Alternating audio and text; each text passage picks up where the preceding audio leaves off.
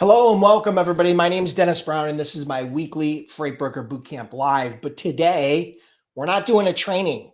We're doing a special interview with a special guest who I'm going to be introducing in just a minute. But we're going to talk about her story, how she got started in freight brokerage business, and how she went from zero to over $4 million a year in sales as a female freight broker in a male-dominated industry. So we're going to talk about that. We're going to pull that all apart. Okay. So I'm excited. I know I just talked to her briefly before we went live. She's excited. So I hope you guys are excited. So what I want you to do is do me a huge favor. Before we get started, we're going to get a bunch of people live here. Hit me up in the comments with the city and state you're logging in from. I'll try to do some shout outs, and then we're going to get this show on the road. The agenda is going to be, we're going to do some quick shout outs. I'm going to introduce my guest. We're going to talk for a little while. And then at the end, if you stick around to the end, we are going to do live Q&A. Okay. So I hope you're ready for that. Hold your questions to the end because, of course, you may have questions for her. You may have questions for me. You may have questions for both of us. But let's do some quick shout outs. Welcome, Delman from Chester, Michigan. Jomo Mighty from Fort Lauderdale, Florida, as always. The Red Bow from Charlotte, North Carolina. Balin from Amarillo, Texas. Kim from Raleigh, North Carolina. Corey, as always, from Billings, Montana. Tamika from Tennessee. Dina from Othello, Washington. Gary from Valley Stream, New York. So we got a bunch of people joining us live. Some people are on YouTube. Some people are on LinkedIn. Some people are on Facebook. I love it. Tim Quirk, my good friend from Western New York. Welcome. YFK Cordera from Kissimmee, Florida. Welcome. Hugo from California. Welcome. Felicia from Phoenix, Arizona. Thank you guys so much for being here. Beatrice from Bremerton, Washington. I probably murdered that, but I'm sorry. Listen, I'm so excited that you guys are here. I haven't done an interview in a while, and I don't know why, but I just haven't. So we're going to tee up some more of these success interviews. I got to know this guest during a recent Freight Broker Sales Accelerator, which is my live coaching program where I take that piece of my brain, everything about Freight Broker sales, strategies, tactics, tools, my entire system. And it's a live coaching program. And she was a part of that program. So I got to know her really well, got to know her story. And I'm excited to kind of share some of that with you. And I want her, more importantly, to share some of the things that she learned along her journey as a female freight broker in a male-dominated industry who is killing it because she did over $4 million in sales. And I don't think that everybody would have bet on her, right? There's a lot of things that she had going in favor and not in favor. So ultimately, she's gotten through all that, and I'm excited to kind of talk to you guys about that. So Tej, welcome from Toronto. Gerald from Grosse Pointe, Michigan, welcome. Shairi, welcome. All right, cool. So let's see here really quick. We're going to let a few more people get live, and then we are going to get going. There's not going to be a giveaway today. Normally I try to give away a Freightpreneur t-shirt, someone who solves problems you don't know you have in ways you can't understand. I want to focus this towards the interview, right? I want to really try to pull as much as we can of this story so that you guys can benefit from it. So take some notes, but the cool thing is this will be available on replay. If you join late or if you have to cut out early, we'll be sad, but you can always come back and check this out later on replay. I love to hear from my replay folks. So if you're somebody catching this on replay, hit me up with hashtag replay in the comments. I'd love to hear from you. Chili House, welcome. H2E from Washington. Yeah, hold your questions to the end and we will gladly answer your questions. All right. So hold your questions. We're going to do a full live Q&A at the end where you can ask my guest questions, me, both, the whole ball of wax. Okay. So hold tight there. All right, cool. So let's introduce my guest. Hello, everybody. Welcome. This is my guest, Vishaka Shah. She is an amazing broker. She's done an amazing job. I got to know her again during our Freight Broker Sales Accelerator program. Welcome. Thank you for joining me. Thank you, Dennis. And this is one secret which I would like to share it with you. I always manifested for this day. I had seen long back when I saw that you're interviewing people, right? And I said to myself that one day, I want to be with you on the same platform. So yes, manifested has been proven correct today. So thank you It's so much. it's coming full circle. So I'm so happy to hear that, because I do these interviews not for me, but for the audience, to help inspire them and educate them on some of the right things to do, some of the wrong things to do, but to really inspire them. And if it's not the first time I've heard that, and I'm so excited that you're here. So give us just a quick introduction. Give us maybe a 1-minute introduction of you. Tell us a little bit about you, and then we're going to jump right in. Okay. Sure. So, hello guys. My name is Vishaka Shah. My company name is Venus Logistics. I am in this industry since almost, I would say, 18 years now, and my career has been started from transportation itself. So yeah, I eat, I sleep, I do everything with transportation. That's how it is with me. And I'm a wife, and I have a son who's 12 years old. And yeah, here I am. Love it. Well, you started 20 years ago, but you started you started in transportation 20 years ago, but you started your brokerage, what was it, 2016, I think you said? Yes, that's So how correct. did you start in transportation? Was it on the asset side? Were you a dispatcher? What did you do? Yeah, so I was a dispatcher in a trucking company. So I was on the other side where I used to call the brokers to get the loads. Yes. And yeah, I did that for 4 to 5 years. And I would like to share a story that when I entered the office of this dispatching world, and when I saw that, you're constantly talking to the drivers, seeing the warehouse and loads and everything, that fascinated me like anything. I was like a small baby and got excited for every small thing I could see and hear. And I knew, okay, this is where I belong. So I started the career with dispatching. I did that for 4 to 5 years, and then I was offered to open a factoring company. Mm. Yes, so I purchased the invoice. So that company I ran it for 3 years, and yeah, that company when I left, it was 33 million revenue. We did that, and Wow. it was more of accounting. Of course, factoring is more of accounting, and I Yes. found myself that I need a little bit more of active work, like being in warehouse or talking to the drivers and all that. And that's where I came across with the brokerage, and that's how I googled how to open a freight brokerage, and that's where I found your kit and the startup kit. I Yeah. still have that. Yes, Hmm. I still have that. And it's, guys, if anybody is starting off and you need help, I would say that's a gold mine. Yeah. Yeah, Yeah. So that's Dennis, the Freight Broker Bootcamp program. So when did you enroll in that? in 2016. 2016. Okay, great. And so that's when you kind of said, hey, I'm doing this. All right. So Yes. before we go forward, let's take a quick step back, because I don't want to pass over this really quick. And that is, I mean, it's the whole concept, transportation industry, whether it's on the dispatch side or it's on the driver side or it's on the warehouse side or on the broker side, it has a tendency to be dominated by men, right? Especially in the United States. I can't speak on other countries, but in the United States, it's dominated by men.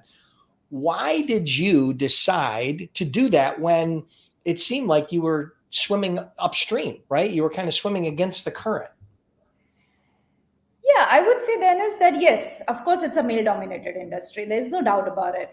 But I would say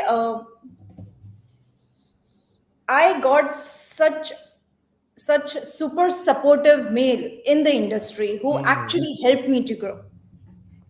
They taught me, like, even the company what I was working for, my boss, he helped us so much. He helped me particularly so much to understand the industry. Yes, there are some folks, there were some male who were like, oh, why don't you do in a bank job, or you would be more suitable over there. There's no need of going to a warehouse or talking to the drivers, instructing. But yeah, but I would say male were the main source for me to understand the industry, and they taught me well. Yeah, you had a supportive group of men around you that Yes. must have saw something in you that said, "Listen, I know this girl is going to be great. Let's just give her the fundamentals and then let her run with it. So yeah, I can imagine that happening, because that's exactly how I felt when I first met you in the sales accelerator, right? I knew right away there was just something different. I mean, I could see that. So, okay. So that's how you got involved in transportation. You just kind of fell in love with it. And then it was an evolution from dispatching into factoring into brokering, right? Yes, So you started your freight brokerage in 2016. Can you give us a quick walkthrough, even if it's just kind of ballparking, as far as the revenue, maybe year 1, year 2, year 3, kind of going on to your, I think your biggest month, or your biggest year was 4 million in sales. Could you talk to us a little bit about that and share with us to help kind of inspire others? Absolutely. So I would say this, even though when I started the company in 2016, even I was in this industry since 9 years, so I knew the terms. I knew how to talk to the driver. I knew its and bits of everything about transportation. Still, it was very tough for me to find my first client. Very tough. So if anybody is getting disappointed or disheartened about, oh, I'm not getting it, and you're new in the industry, me being old also had to face a lot of problems. So but it was not impossible. It was it cracked. And finding the loads, I found it easier than finding the trucks, because when you're a new freight broker, nobody's going to trust you. How are you going to pay to the trucking company? So I would just like to share a small story. So I found the load. It was from New Jersey to Ohio. Okay. And I was not able to, I called, I think, 250 trucking company. I still have that notepad where I was constantly calling. I was ready to give away. I took that load for 800 and I was ready to even give it for $1,000. I'm like, you just take my load. They're like, no, it's not about that. It's about, we don't trust you. You are just, 15 days old. How can we trust you? And I convinced one person, he was in New Jersey, and I said him, sir, you pick up the load. I am coming to your home with a check to give it to you. And you take my load to Ohio, because if you're not going to deliver, the customer is not going to give me the second load to me. So please, you do that. And that carrier is still a very good friend of mine. And yeah, I mean, you have to think out of box. Yeah, He I love it. complained. I love So it. Yeah. I was all ready. I'm like, okay, I am all set. Give me your home address. Give me wherever you are. I'll just come. I'll drive. I'll give you the check upfront, everything before even delivering. I'm going to give you the check, because that time the com check and T check I was not set up with. Right. Yeah. So you yes. just figured out a way. I mean, there was obstacles like there is in any business, and you just figured out a way. You just made it happen. And then you move the first load, and then you move the next load, and the next load, and it I builds moved that on it. load for $600. So I made $200 in that load. I love it. Perfect. So you made profit on that first load. So that first year, again, I know it started out slow because it took you a while to get your first shipper, and it took you a while to start building your broker credit so you can move the loads. But what did you do that first year? I mean, roughly, what revenue did you do? So yes, I've written the numbers, and it was amazing for me to see that what I did from 2016. So I started the company in August. So for those 5 months, I was able to do 30 loads, and the revenue was 40,000. Okay, great. So that was basically about a third of a year. You only had about one full quarter. All right. Yes. What about 17? So 17 in total, I did 280 loads. Okay. And the revenue was $750,000. That's a big jump. Wow, yes. That's a big jump. So you found your legs. You found, you started getting some really good repeat business from some of your core customers, and things really started to grow. What about 18?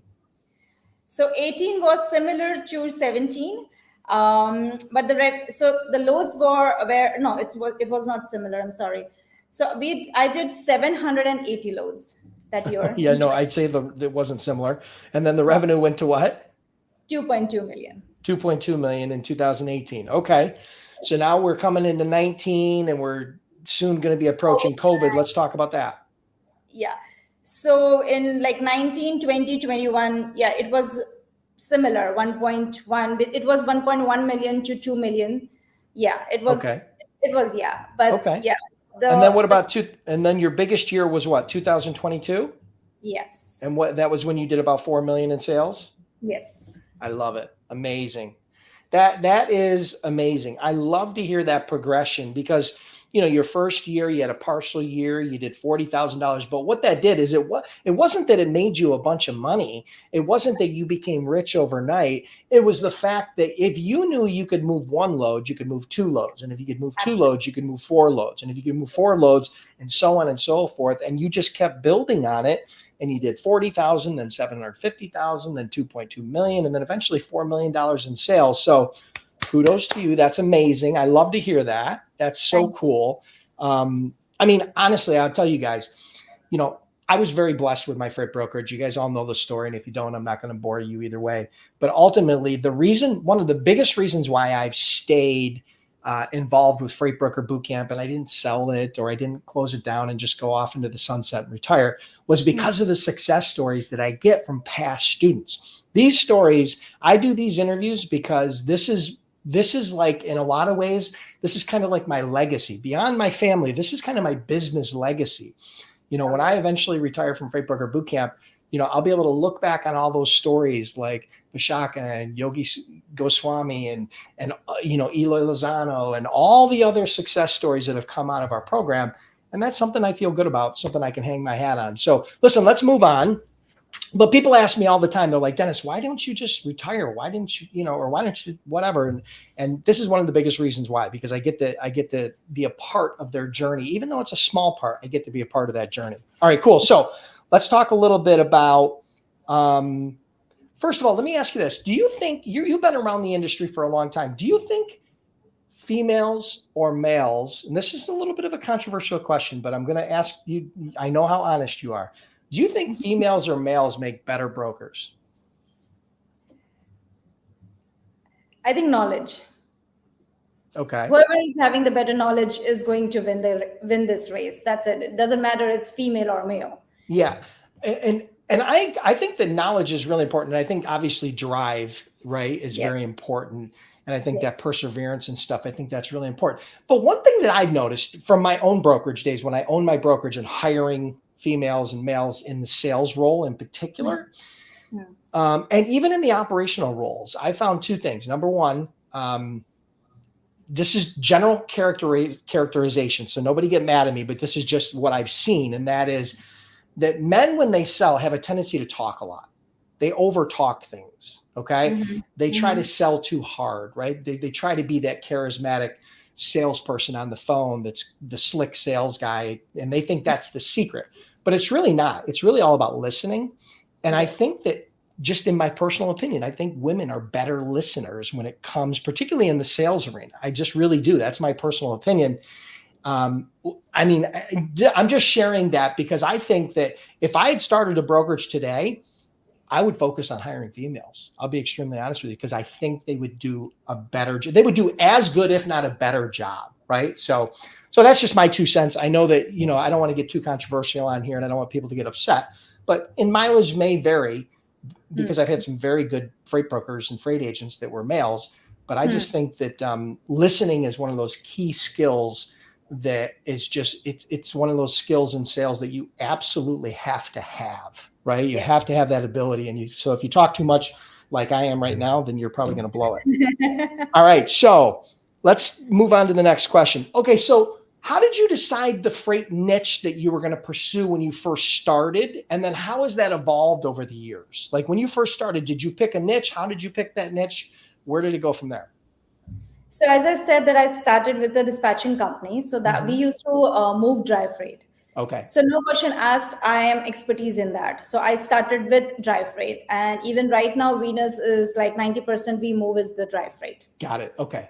So you started with something that you knew, something you were comfortable with, something you were educated in, something that you had already, put a lot of miles on. And then you just pivoted into the brokerage side on that. And you've continued to stay heavily in the dry freight. I think you had mentioned before that there's some other niches that you're looking at pursuing. Before we talk about those niches, did you have a geographical focus or lane focus, or was it just van freight anywhere?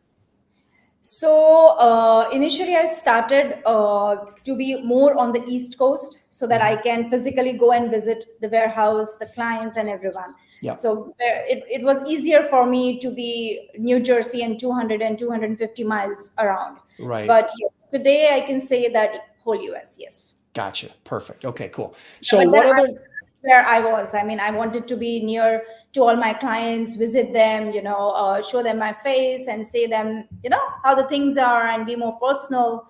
So I wanted to be near my place where I am. yeah, anytime you can get more face time with a customer, whether you're in startup mode or whether you're a mature brokerage, you should always try to put a face to your brokerage as much as you possibly can. That's a mistake that a lot of brokers don't do. They hide behind the phone, they hide behind their computer, they never leave their office. And it's a huge mistake. It's kind of a cheat code. If you actually go out and meet people face to face, number one, it will significantly shorten the sales cycle. And number two, it will increase your retention, right? Your overall retention. So I'll share a small story. The biggest client what I've got. So that guy was not giving me at all time. He was ignoring me like left and right. And he was right besides me where I'm staying, right besides.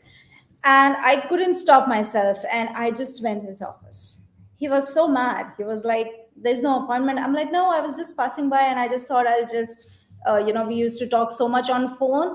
I knew he was going to be angry at me. But when he saw me that I am so eager to learn and I'm so eager to show my services and, not more focused on making money, but just to make sure that I'm doing the right job, what I'm assigned to. And I said him that, okay, you just give me your toughest lane. I'm not asking you to move the freight which you're already happy with other brokers, but there might be some difficult lane which you're facing problem. Just give me those and I'm going to take care of it. Yeah. And then in that also, it's not all rosy. In that also, I couldn't do a couple of them. Yeah. And I had a nerve to again go over there, face him and say him, sorry, I couldn't do it. I know you trusted me and I couldn't do it, but I'm here. If you have any frustration, just let me know, but I'm going to make sure the next time I do it. So he was so impressed that, I'm not hiding or I am not, I'm not the person who is, he just felt that I'm so responsible for what I'm saying. Even if the load is not picked up, I still have the nerve to call him or to again visit him saying that I'm sorry. Yeah. Your honesty built trust with him. Yes. And then like a brick in a building, right? The foundation of a building by brick by brick by brick, you built a little bit of trust and a little bit more trust and a little bit more trust. And eventually, I'm sure that you went from some of those tough lanes into maybe some of the easier lanes or some of the other lanes where there was more volume or more profit. But that's how it builds. I love that. I mean, you went in, you got his attention because you focused in on the pain that he was having with those challenging lanes. You didn't expect, you were willing to earn the business. You didn't expect the business to just be given to you. Yes, exactly. Right? Yes, yeah. And he appreciated that. Right. So, I mean, I'm sure that a lot of other brokers didn't take that approach. So kudos to you for that. What other niches are you considering or have you ventured out into? I know you're heavy into van freight. Is there anything else that you guys have done? So yes, I do reefers too. Okay. And I'm planning to start drayage on a bigger scale. Yes. Yeah, I love it. Yes, and also I want to do partials. Yeah. LTL shipments. So my only caution to you is be strategic. Yes. Take your time. Don't bite off more than you can chew. Pick one. Yes. Become an expert. Yeah. Build your core carrier base, build your customer base, build all that, and then move on to the next one. Some people have a tendency to bite off a little bit too much. They're like, oh, we're going to go into drayage now. We're going to go into reefer. We're going to go into flatbed. And, usually what ends up happening is they fall on their face. What I find is the success rate literally doubles or triples when you isolate a specific industry. And that doesn't mean you have to stay in that industry forever, like your van freight. Now that you've perfected that, now that you have really good, solid foundation there, you can expand into other industries, but you really need to do it strategically. So I know you're in the kind of the market intelligence, gathering some information on those different industries. So when you do decide to do it, just make sure you're very strategic about it. And I think that's great advice for anybody, right? Don't just haphazardly pick your niche. Okay. Yes. All right, cool. All right, a couple other questions. All right, so here's a question that I get all the time from people, whether it be on YouTube or LinkedIn or Facebook or whatever. What are your best tips for providing freight quotes that actually win business? Okay, so I come to you and I say, okay, Vishaka, I have a lane from New Jersey to Ohio. It's a van load. What is your best tips for quoting that lane accurately and in a way that you can profitably move freight? Sure. So for that, I have a team who handles all carrier relationship. So we have, I think, more than 6 to 7,000 trucking companies' data, which lanes they prefer, how many trucks they have, and ongoing lanes for a week. Okay. So if a customer comes to me and say that, okay, Vish, we have from New Jersey to Ohio 3 loads, this is the weight, what will be your rate?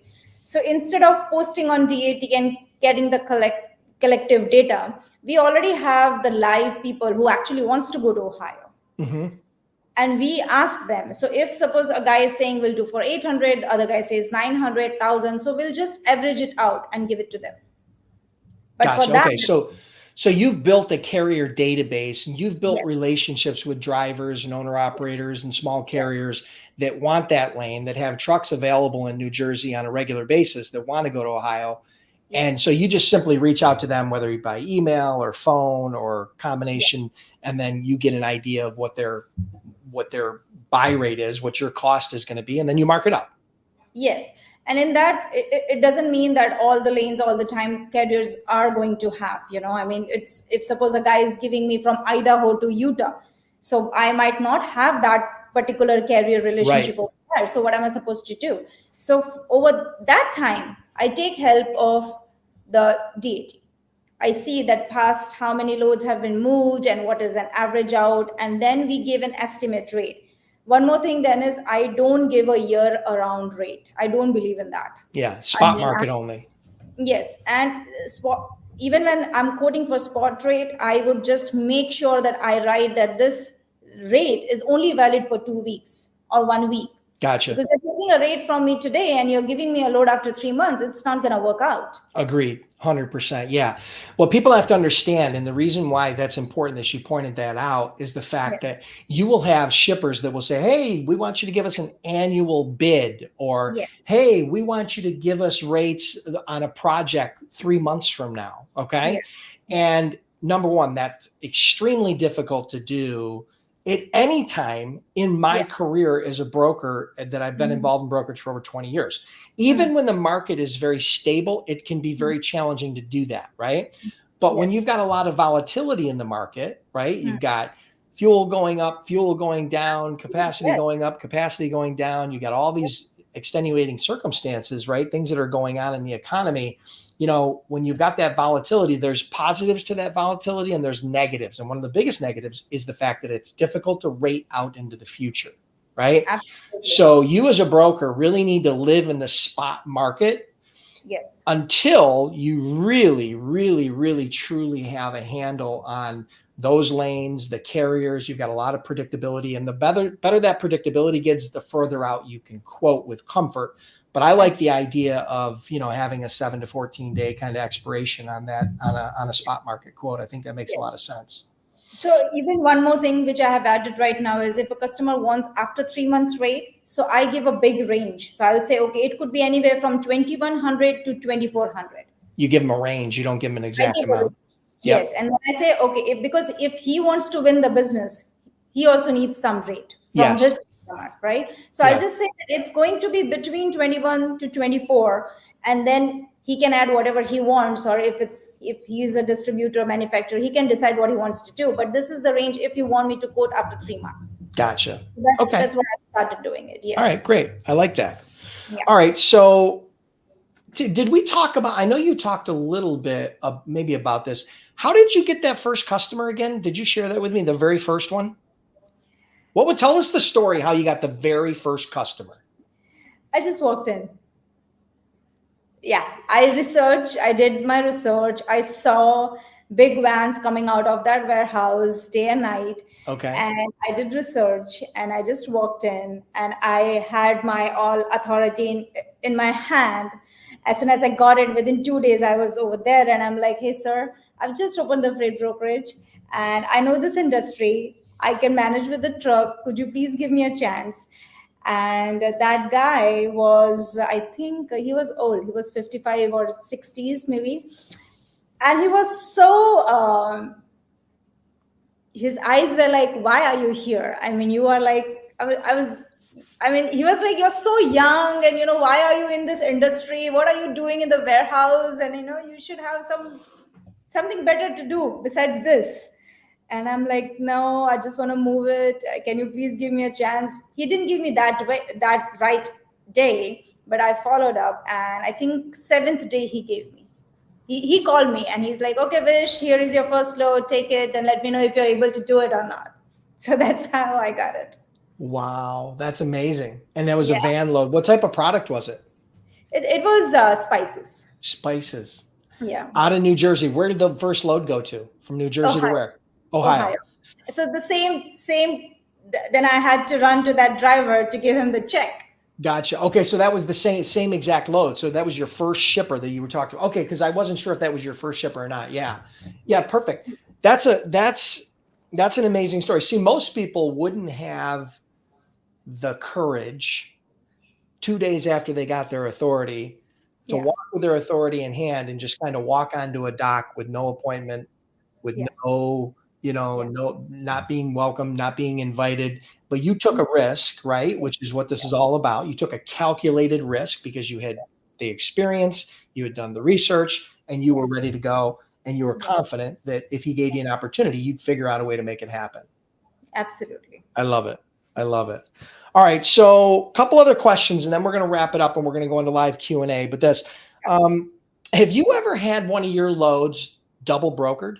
Has anybody ever double brokered a load of yours? You kind of found out in the aftermath. And if so, what do you do now to kind of prevent that double brokering? Because we know that that's been happening more and more in the industry, or especially over the last 3, 4, 5 years. Can you tell us a little bit about that? Has that happened? What are you doing to prevent that? So I would, with very too much of pride, I would like to say that we never had a claim till date, and we never had this double brokered. Nothing. No, Wow. no. So you've done probably close to now 8 or $10 million in revenue total as a broker over the years, and you've never had a claim or a double broker. So tell me the secret. How is it that you've been able to avoid the double brokering issues as opposed to so many others that have struggled with that? I mean, what do you think is the secret? What are the steps that you take to avoid that? So I'm sure everybody knows the common what we do. We use Carrier 411, we do Safer Watch, we go to FMCSA website, we check over there. But what we have started doing recently right now is if a dispatching company is calling on behalf of a trucking company, so we take the phone number of the exact trucking company, we CC them in all the emails, and we would verify all of this with the factoring company. Doesn't matter if it's urgent load, we need to move. If the factoring company is not open, we wouldn't still go ahead and do it. I'm ready to lose a load, but I'm not ready to be frauded. I can't do that. So we have very strict carrier onboarding process, very strict. I love it. Yeah. I mean, Yes. no deal's better than a bad deal. And that's a lot of times when the double brokers are going to try to get you is maybe in after hours, or when you can't contact the insurance Yeah. company, or you can't Yes. contact the corporate headquarters of the trucking company, or you can't contact the factoring company. So I think that's really smart. I mean, I think that's very, very smart. Because ultimately, if you do get it double brokered, I mean, it not only is the the egg going to be on your face, but it can be painful, very painful to your customer, right? That load could be delayed. It could be stolen. It may cost a whole lot more on the back end, depending upon how much they broker to somebody for. I mean, there's a lot of hazards and issues associated with that. So you guys take a very conservative approach. Even for a short load, even if it's a local run, a macro point is must. It's period. Even if it's a 20-mile run, if it's from New Jersey, or Ohio, macro point, if a driver is not accepting before he's loaded, we cancel the load. We're that strict.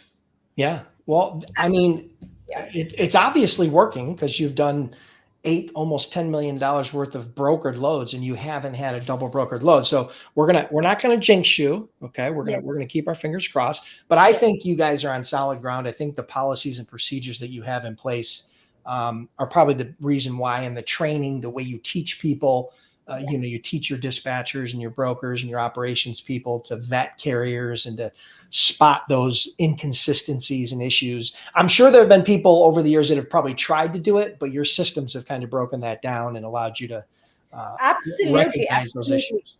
I mean, when a new dispatcher or a new sales guy is coming, and we teach them the training period, right?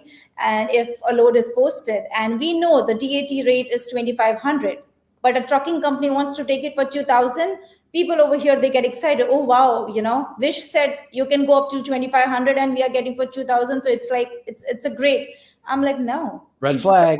Yeah, it's a big red flag. Yeah. Yes, exactly. So, yeah. Doesn't matter that guy, however sweet he is on the call. You ask him 3 right questions and you'll come to know that now he's a fraud. Love it.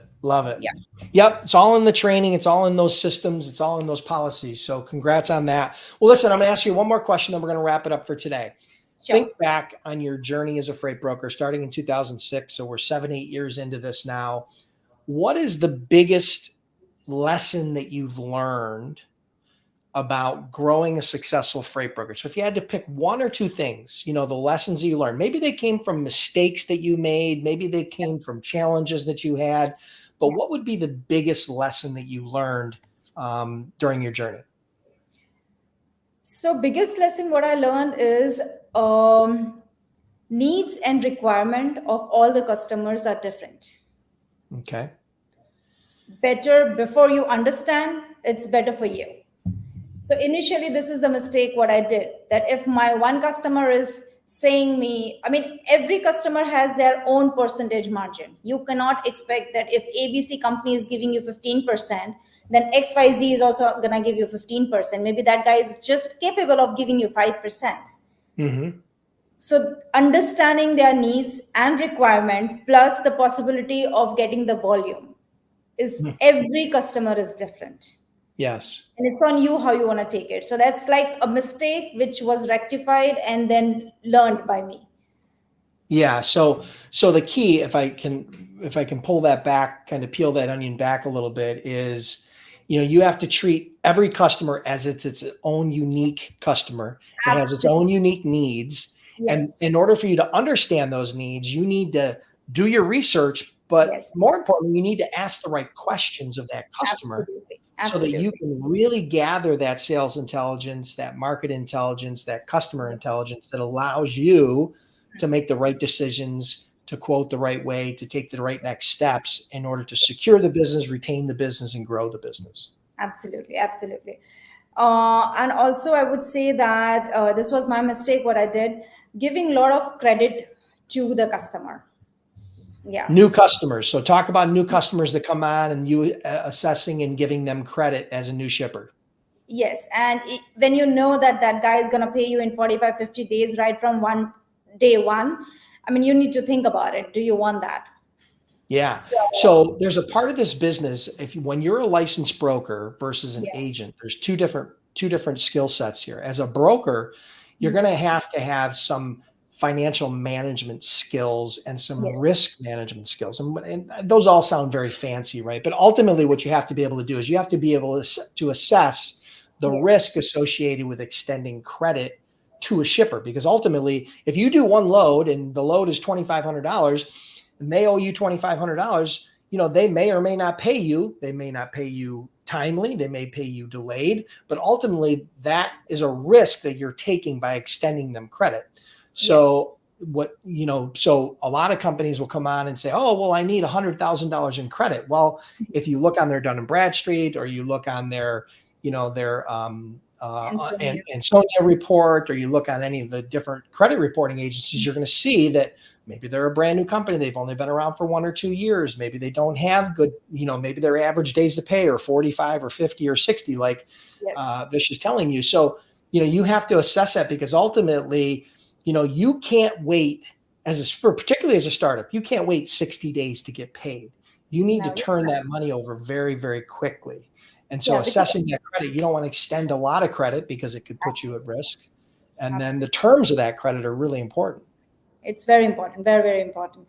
And also, I would say the third one, what I understood is like, I did that mistake just to get the customer. Yep. I used to underquote just to enter the door. Even if the market is saying that this particular lane would be for 700, I used to just say 550, 600, just for me to enter the door.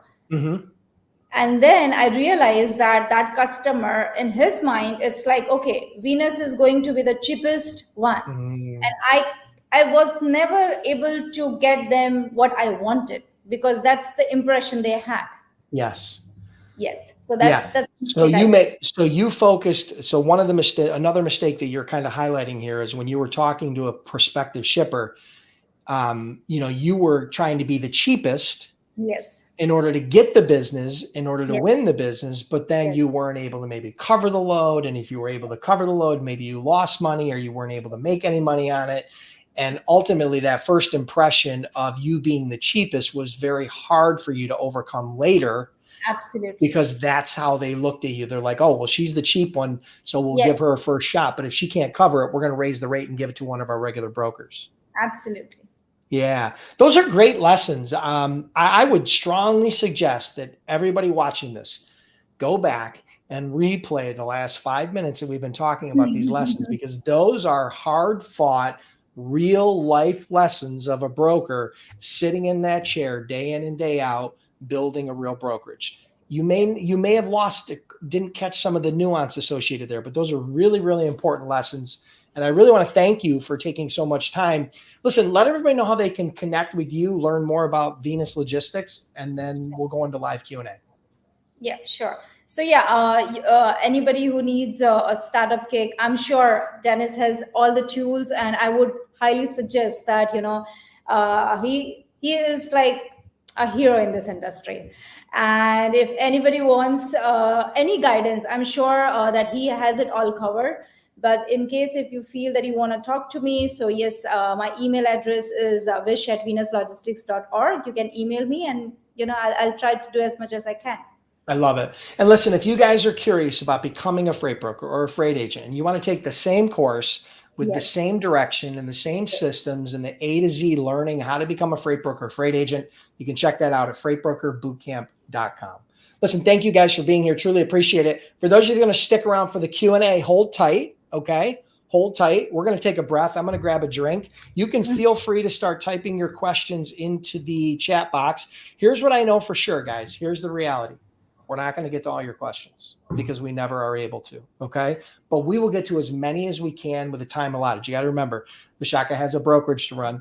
We're going to get off here at or about 12 o'clock. So that leaves us about 17 minutes. So if you want your question answered, get it in the chat box now. We're going to try to answer those questions. If you want her to answer it, or you want me to answer it, or both, whatever you want, we'll do our absolute best to try to answer those questions for you.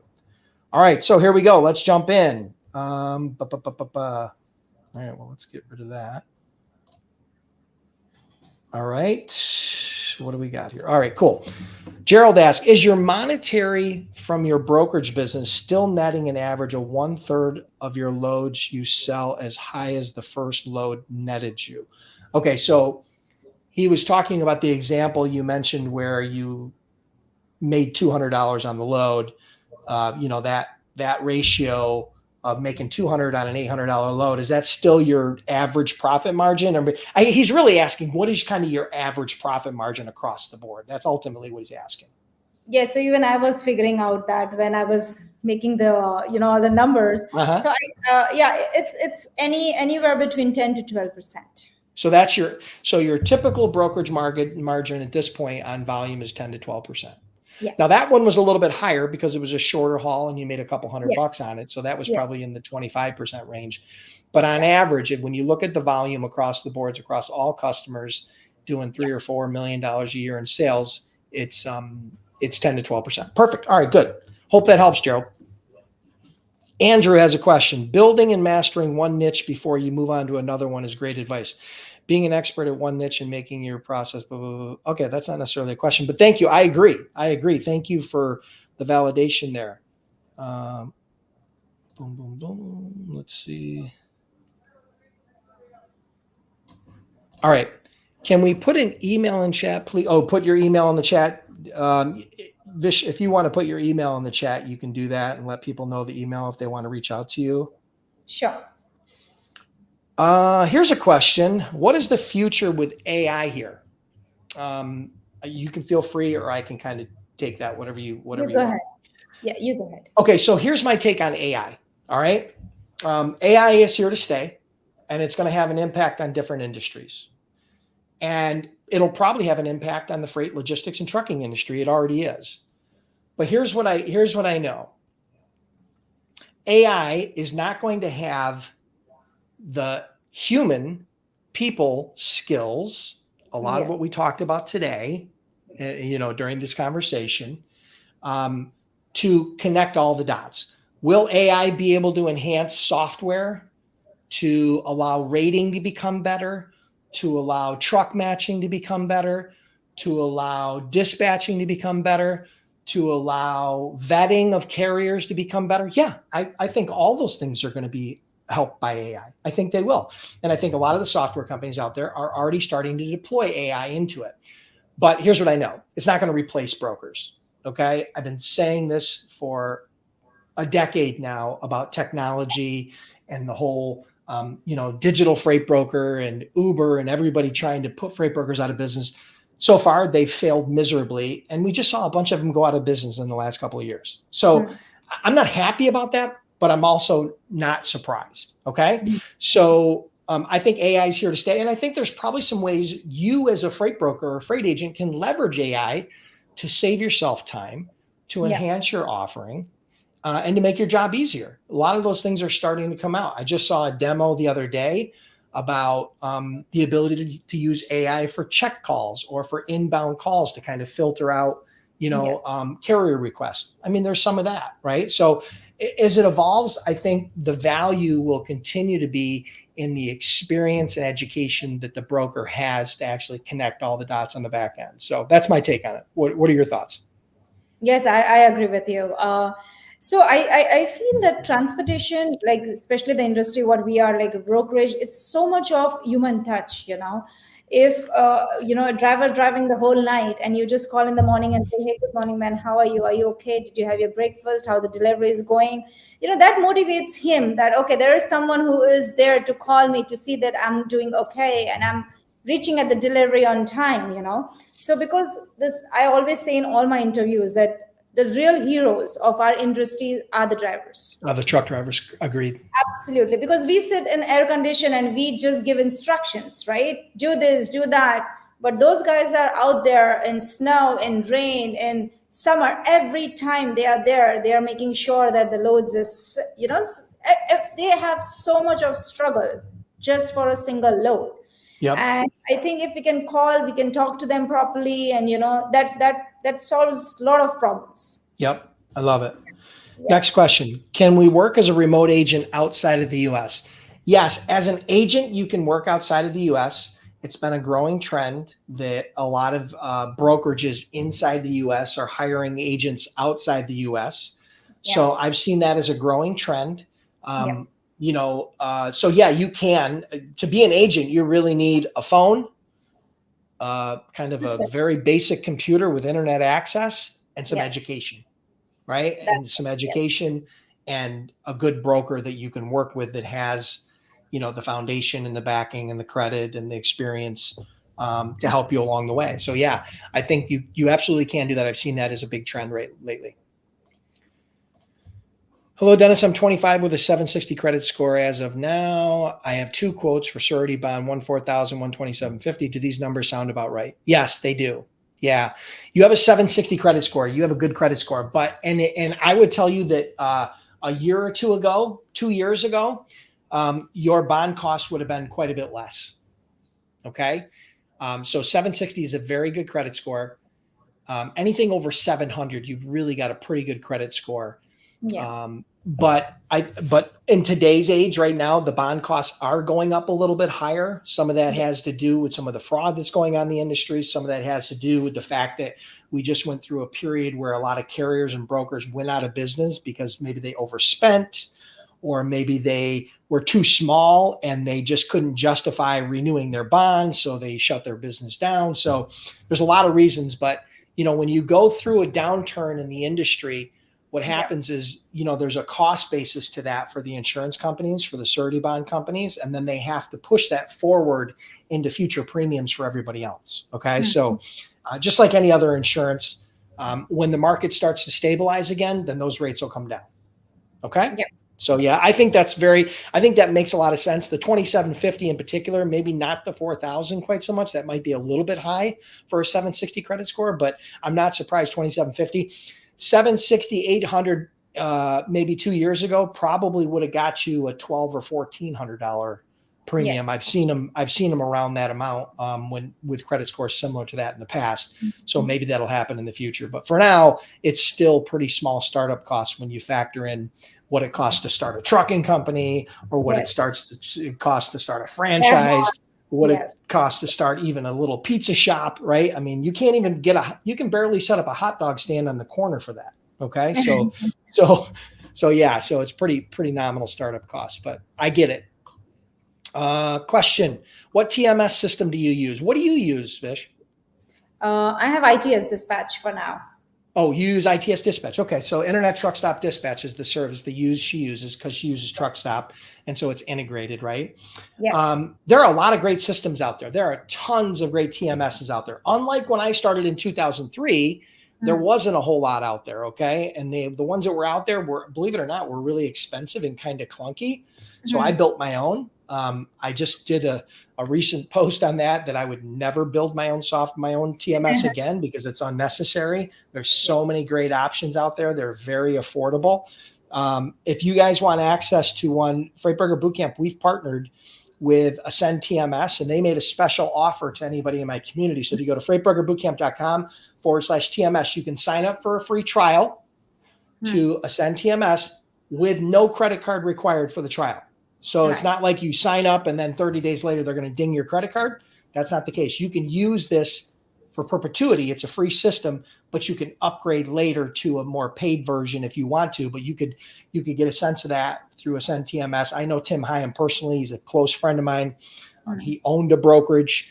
You then took that software and then built Ascend TMS. So it's a great system. You guys can check it out. freightbrokerbootcamp.com/TMS. What else we got here? Okay. Hugo asked, do I hire freight agents as employees or let them stay under contract as freight agents for 1099 at the end of the year? Well, that really depends on you, Hugo. Most freight agents are independent contractors. Okay. So if you are classified as kind of a freight agent, at least in my circles, they're independent contractors. They typically don't work inside your office. They typically work remote. Okay. And as a 1099 agent, they are their own business owner. They're kind of like a sole proprietor, right? So you can't tell them, as an independent contractor, you can't tell them when to show up for work, and you can't tell them, there's a difference between a W-2 employee and an independent contractor. I would strongly suggest that you do a little research there. So as an independent contractor, they would be 1099. Now, if you want to hire an employee, a W-2 employee that's going to work inside your office or work remote, there are different criteria there, obviously, right? And there's different responsibilities for you there as well. So do your research, but most independent freight agents are obviously independent, which means they work remote and are 1099. Did you have anything you wanted to share on that? No, I think, and as a freight broker, I have both. Yeah. Yes. So you have people that work inside your office as W-2, and you also have agents that are independent. Yes. I recently, back 1 year, I started with rate agent too. Yeah. And it's working well. Yeah. Love it. It does have its own, problems, but Yes. yeah, the gain is more. So. Yeah. Perfect. Dina asks, I have a question. Have you guys ever blacklisted a carrier and why? And can any broker remove that? Okay, so I'll give you my personal perspective on it. Yes, as a broker, we had carriers that did not comply with policies and procedures, and we had repeated offenses with them where they had issues, and we put them on what we call our do not load list.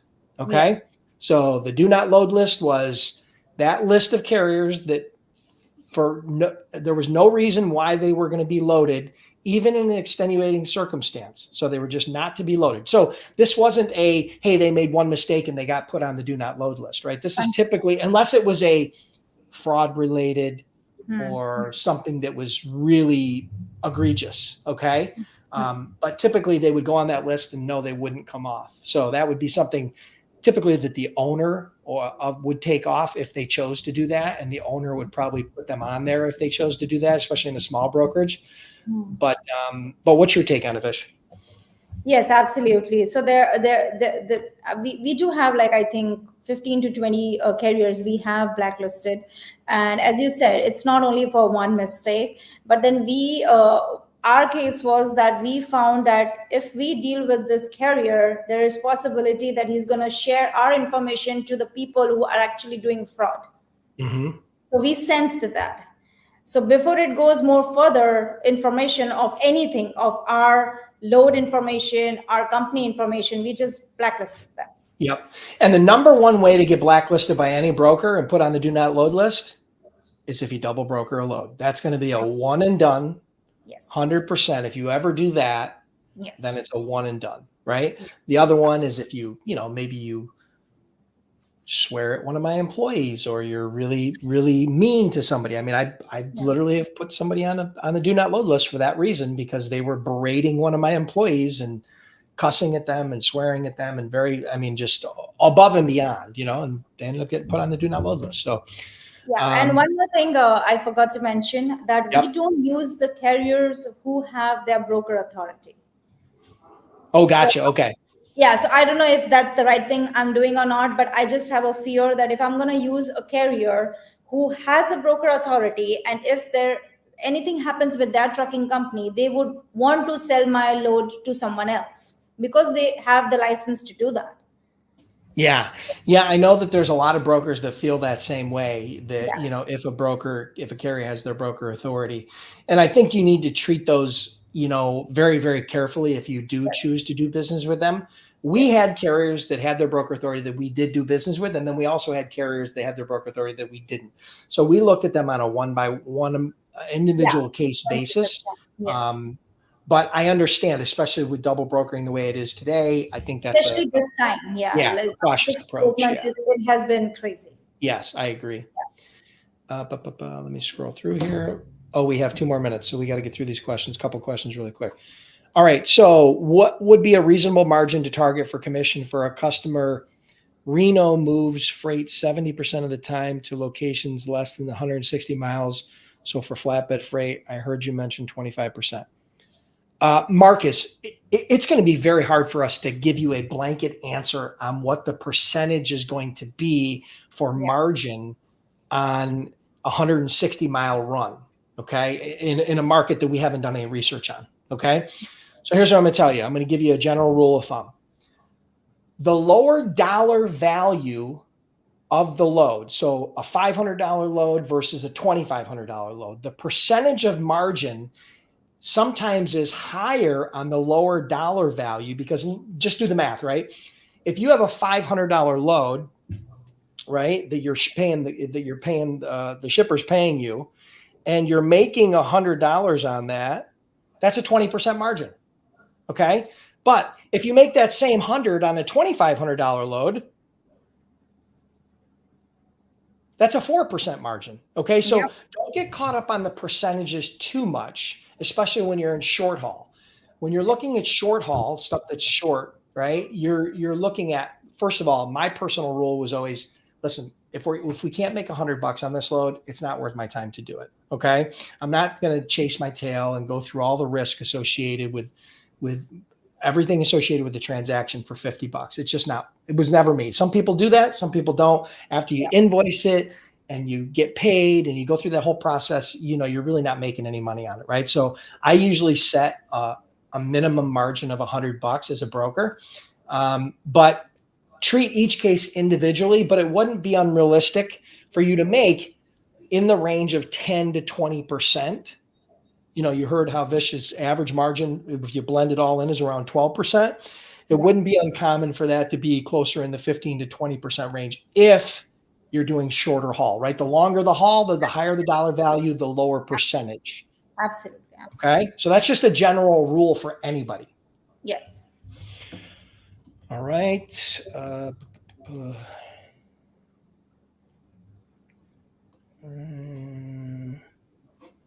Okay. Last question. Under what parameters would you work with a new carrier? So if they're a brand new carrier that just got their authority, let's say in the last, he didn't say, but let's say in the last 90 days, would you work with them? And what would be the circumstances where you would or would not?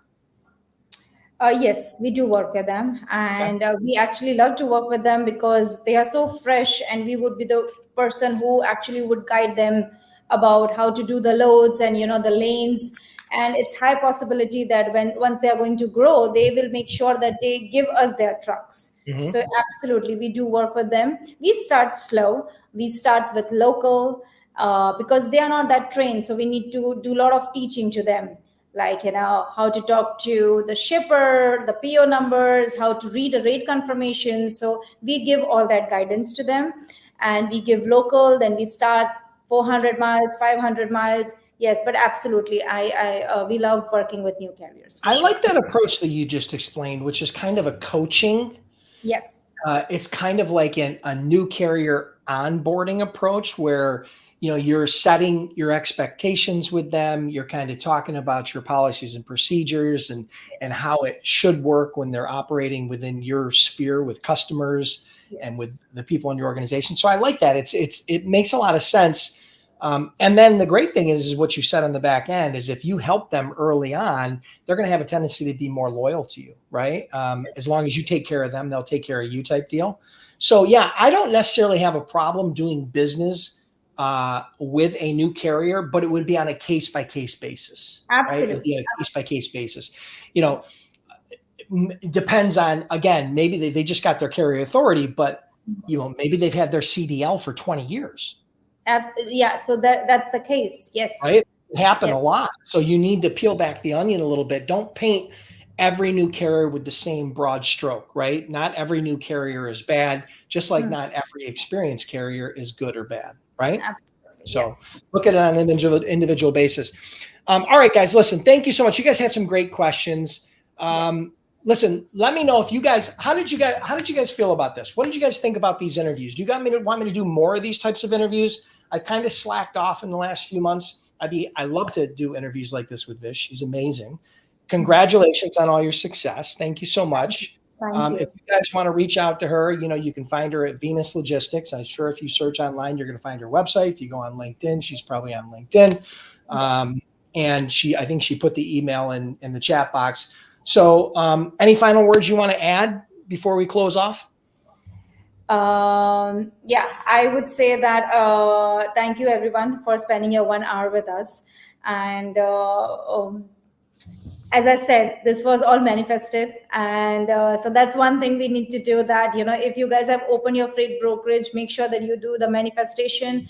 Make sure you feel that you're moving 100 loads in a month. And I'm sure it's going to happen, because that happened with me. Yeah. And as with Dennis, I would like to say again, thank you so much. Now I'm going to manifest more of things, Yes. And we're going to have you back on maybe in a year or two and see how things are going, catch up with you, because you're going to be in a little bit different phase of your business. Yes. You will have expanded into some other niches. You'll learn new lessons. You'll have some other things you can share with the audience. So I'm excited for that. And listen, for those of you that are curious about becoming a freight broker or a freight agent, check out freightbrokerbootcamp.com. Again, trained over 10,000 students. Vish is one of my students from boot camp and from this Freight Broker Sales Accelerator. We offer a 60-day, 100% unconditional money back guarantee. I don't care what the reason is. You can kick the tire for 60 days. And if you want your money back, we'll send it back to you. We don't care. Okay. We have a very super low refund rate, so we don't sweat it. So have an awesome day. Have an awesome week. Vish, hold on here with us because I want to talk to you for a minute after this. And we will see you next week on another Freight Broker Bootcamp Live. All right. Thank you.